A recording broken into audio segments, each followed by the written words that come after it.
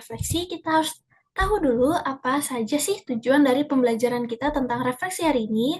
Yang pertama, untuk memahami konsep transformasi geometri. Yang kedua, tentunya untuk menjelaskan definisi refleksi.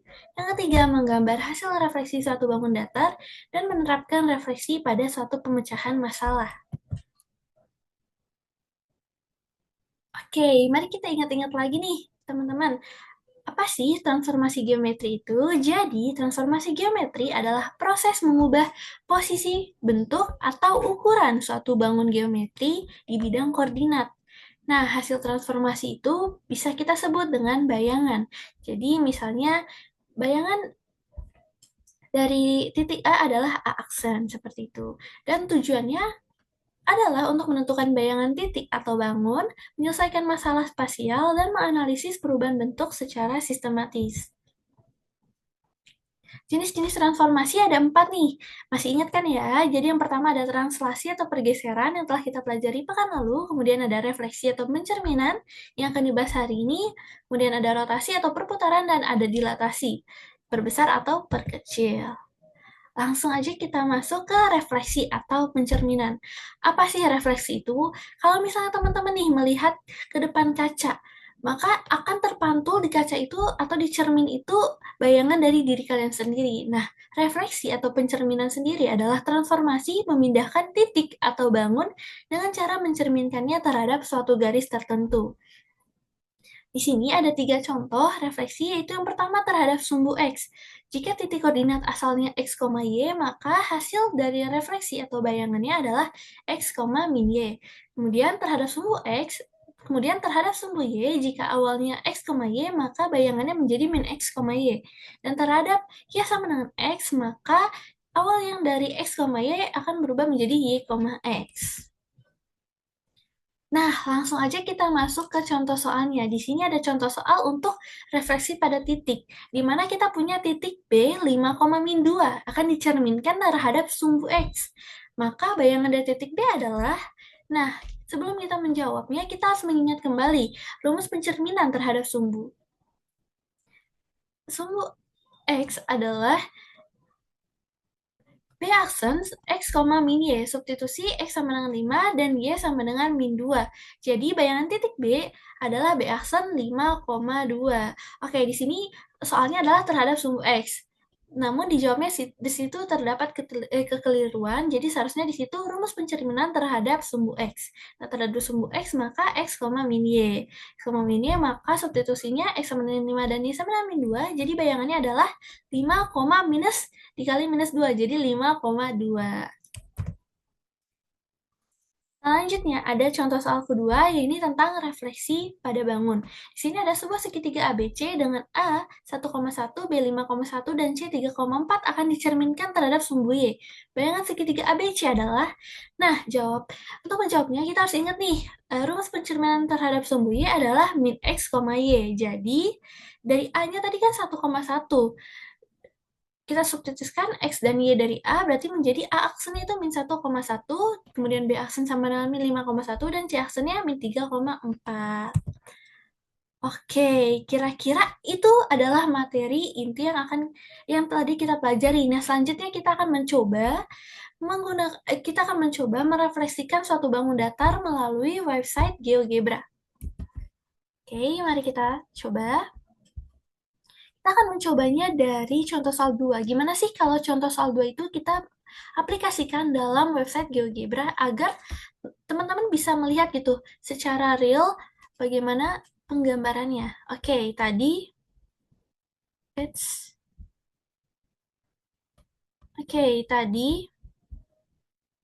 kita punya segitiga ABC dengan A-nya itu 1,1, B 5,1, dan C 3,4.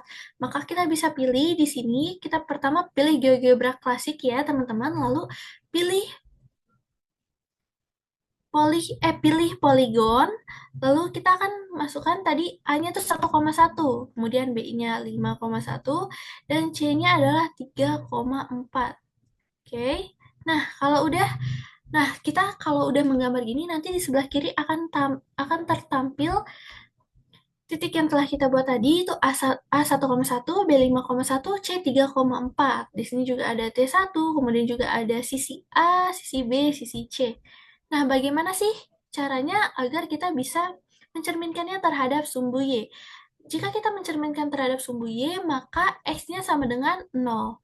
Maka bisa kita input, kita taruh inputnya di sini. X sama dengan 0 terhadap sumbu Y, maka X sama dengan 0. Oke. Jika sudah, nanti di sini kita bisa lihat bahwa bahwa sumbu Y akan menjadi tebal atau di bold. Nah, untuk kita melakukan refleksinya, kita bisa tekan ini, lalu kita tekan reflect about line. Pertama kita tekan segitiganya, lalu tekan juga garisnya. Nah, maka akan langsung tertampil bayangan dari segitiga ABC atau segitiga A aksen, B aksen, dan C aksen. Bisa kita lihat bahwa jika tadi jika tadi koordinat titik A adalah 1,1, maka koordinat A aksen adalah min 1,1. Apakah sesuai? Sesuai. Nah, kemudian untuk titik B tadi adalah 5,1. Kemudian B aksennya menjadi min 5,1. Apakah benar? Benar. Kemudian titik C tadi adalah 3,4. Jika direfleksikan menjadi min 3,4.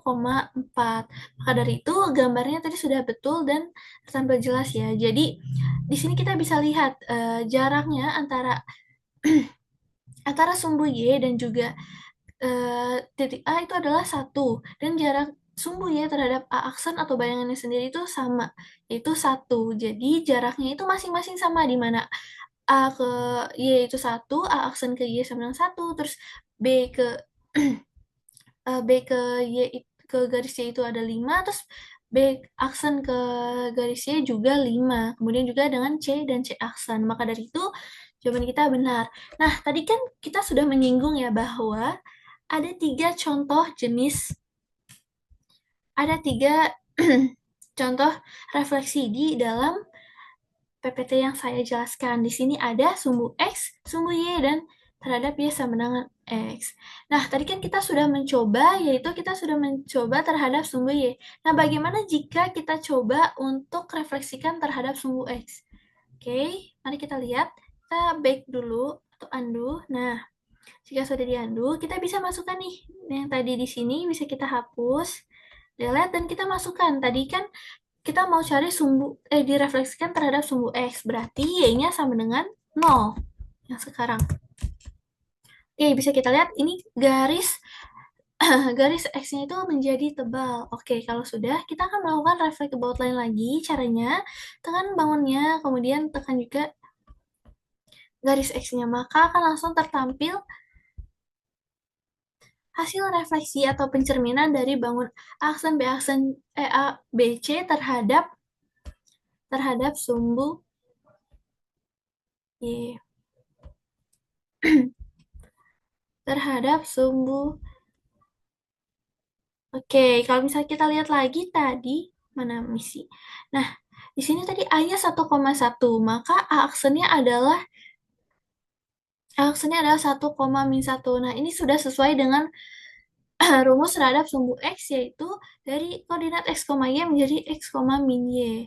1,1 jadi 1,-1. Begitu juga dengan B, menjadi B yang tadinya 5,1 menjadi 5,-1, dan C yang tadinya dari 3,4 menjadi 3,-1.